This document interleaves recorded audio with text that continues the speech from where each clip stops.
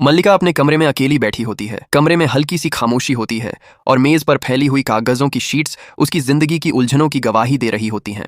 मल्लिका कलम उठाकर एक कहानी लिख रही होती है, लेकिन उसकी आंखों में सिर्फ अल्फाज नहीं बल्कि दर्द भी झलक रहा होता है। तभी दरवाजा खुलता है और वहां अनस आ जाता है। अनस कुछ पल मल्लिका को देखता रहता है, फिर धीरे से बोलता है, मल्लिका, तुम कब तक यूं ही अकेली जिंदगी गुजारती रहोगी? क्या सच में तुम्हें किसी की जरूरत महसूस नहीं होती? मल्लिका कुछ नहीं कहती, बस लिखना जारी रखती है। अनस फिर कहता है, मैं आज भी तुमसे उतनी ही सच्ची मोहब्बत करता हूं जितनी पहले करता था। मैं आज भी तुमसे शादी करने के लिए तैयार हूं। क्या तुम मुझसे शादी करोगी? ये सुनते ही मल्लिका की आंखों में गुस्सा उतर आता है। वह झटके से कलम रखती है और अनस की तरफ देखकर कहती है, अनस, तुम्हारी हिम्मत कैसे हुई मुझसे ये सब कहने की? मैं रजा से मोहब्बत करती थी और हमेशा करती रहूंगी। तुम्हें क्या लगता है कि रजा की मौत के बाद मैं तुम्हारे साथ जिंदगी शुरू कर लूंगी? मल्लिका की आवाज कांपती है, लेकिन उसके लहजे में मजबूती होती है। वह आगे कहती है, तुम सोचते हो कि मैं कमजोर हूं, कि मैं अपने दम पर कुछ नहीं कर सकती? मैं जिंदा हूं और अपने घर को भी चला सकती हूं, अपनी बेटी को भी पाल सकती हूं। मुझे तुम्हारी हमदर्दी की कोई जरूरत नहीं है। अब फौरन यहां से चले जाओ। अनस अपनी बेइज्जती महसूस करता है, कुछ कहना चाहता है, लेकिन फिर चुपचाप वहां से चला जाता है। रात भर मल्लिका सो नहीं पाती। वह पूरी रात जागकर अपनी कहानी लिखती रहती है।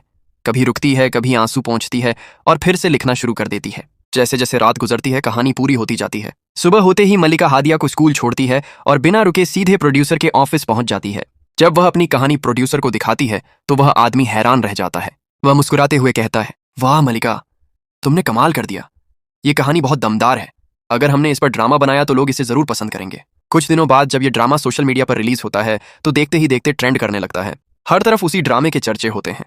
लोग कहते हैं कि इतनी दर्द भरी और सच्ची कहानी उन्होंने पहले कभी नहीं देखी। मल्लिका को एक बड़े फंक्शन में बुलाया जाता है जहां उसे बेस्ट राइटर अवार्ड से नवाजा जाता है। स्टेज पर खड़ी मल्लिका की आंखें नम हो जाती हैं, लेकिन चेहरे पर सुकून होता है। घर लौटकर वह अपनी अम्मी और घर वालों को सब कुछ बताती है। उसकी अम्मी उसे गले लगाकर कहती हैं, बेटी, आज तुमने साबित कर दिया कि हिम्मत करने वालों को कोई नहीं रोक सकता। इसके बाद मल्लिका रजा की कब्र पर जाती है। वहां खड़ी होकर कहती है, रजा, मैंने कर दिखाया। आपकी मल्लिका आज एक बड़ी राइटर बन चुकी है। काश आप आज यहाँ होते। कुछ दिन गुजरते हैं, हालात बदलते हैं और जिंदगी एक नया मोड़ लेती है।